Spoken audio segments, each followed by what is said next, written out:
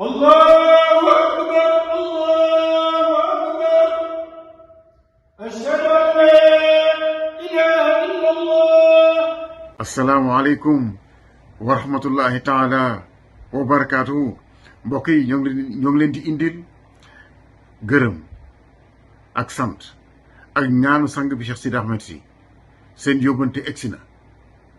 waa ITFA jot nañu ci. njëg gi mat na, fay nañu borom église bi, jot nañ ci caabi ji, ubbi nañ ko. sang bi Cheikh Sidi Ahmed Sy nodd na fa, ànd na mbokk taalibe yi julli fa tisbaar.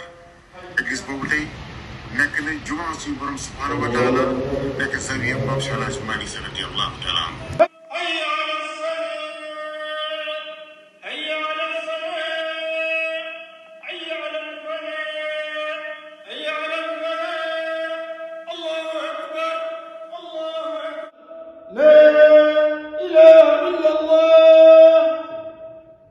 ngeen ko xamee nag programme bi ñaar la woon: fay seeni borom, jëli caabi ji, we got the keys. li ci des nag mooy lal malaani wasifa mi.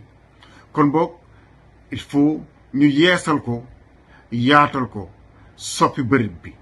ñoo ngi xaar nag seen contribution. ñoo ngi tàllal seen loxo ngeen indi ci seen ñaq, ndax bërëb bi gën a méngoo ak njàngale Maam Cheikh El Hadji Malick Sy radiyallahu taala anhu ni ko yonent bi sallallahu alayhi wa sallam bëggee.